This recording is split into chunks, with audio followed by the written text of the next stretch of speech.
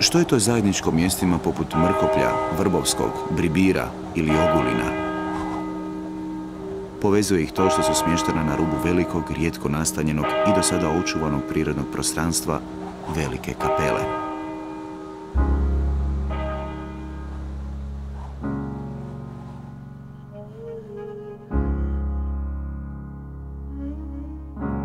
Spend all your time waiting for that second chance, for a break that would make it okay. There's always some reason to feel not good enough.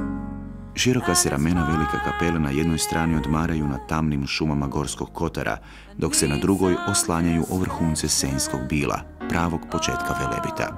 Iz ovih prostranih šuma izviruju jedinstveni kameni zubi samarskih i bijelih stijena, te dugi goli greben Bjelolasice. Uz prirodne ljepote, u ovom širokom pojasu možemo naći tek nekoliko manjih naselja i upravo je to ono što ovaj šumoviti kraj iznad mora čini posebnim u evropskim razmjerima.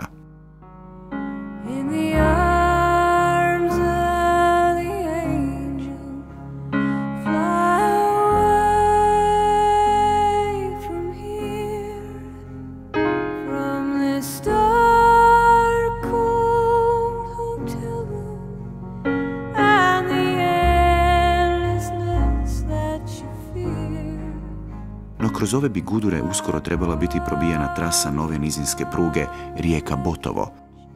Izračuni su puni izraza poput onih koliko će okruženje zaraditi od jednog kontejnera.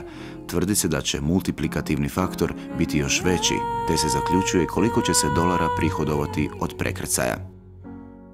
Zanimljivo je kako mi pojam takozvanog napretka gotovo uvijek vežemo uz veliku i nepopravljivu devastaciju prirode. To je vjerojatno stoga što mislimo da su priroda i njezina bogatstva i ljepote besplatni i dani nama na upotrebu za naše zadovoljstvo.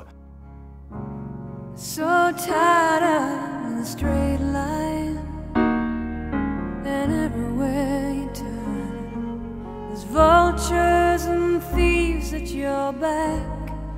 The storm keeps on twisting, you keep on building the lies that you make up for all that you lack. It don't make no difference. Escape one last time. It's easier to believe in this sweet madness, all this glorious. Već i danas priroda nas opovrgava u tom pogrešnom svjetonazoru, a toga će u skoroj budućnosti biti i više. Do tih vremena mnogi će od nas gledati s tugom u očima kako se svijet prirode neodgovorno nagrađuje i ruši. Zbogom Kapelo, tebi i tvom miru. Dobra si bila.